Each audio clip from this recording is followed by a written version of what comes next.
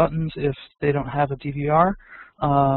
But if you do, then maybe that's the right activity device type. So we give a priority to devices with more specific functionality, such as the satellite box, as opposed to more generic devices like the TV. If you had a DVR, we would actually give priority to the DVR over the satellite box. So that's all internal. It's not the end of the world. If something's a little bit off, you can always change the button assignments after the fact. But I think in general, things work out well there.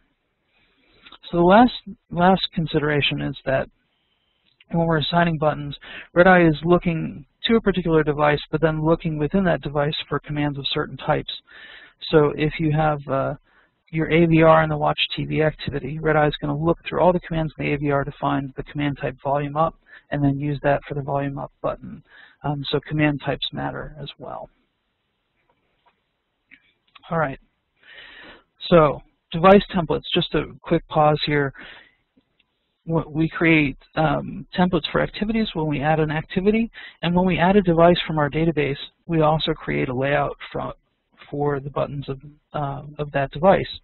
And we do it from a template now. This is actually a new feature in the last release. If you've created a device on your own, we don't create that layout initially because there are no commands to assign to any buttons, and it wouldn't really be helpful. But after you've added your commands, if you go in the first time you edit that layout, we will create the layout from template at that point. And so even for devices you've added 100% on your own, 100% custom devices, you can make use of the templates there. Okay. All right, now we're going to talk about customizing the actual layouts. So the first thing we're going to look at is stock buttons. So we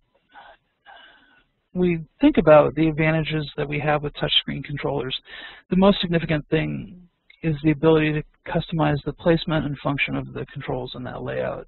Up till now, we've seen that there's a lot of variability just with these stock buttons. These are the things used by the templates that we just saw.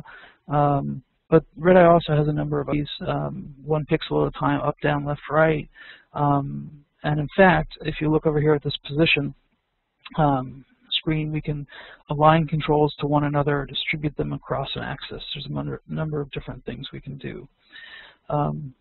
As an aside here, you'll see that there are direct coordinates for the control, which as we drag, these will change.